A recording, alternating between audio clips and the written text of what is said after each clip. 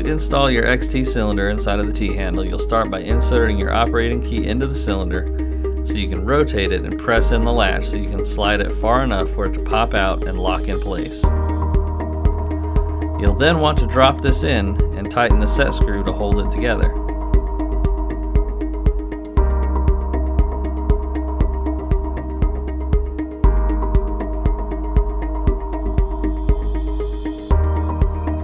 You can now slide it in and use your key to unlock it so you can fully seat it. Then you'll add the stop washer,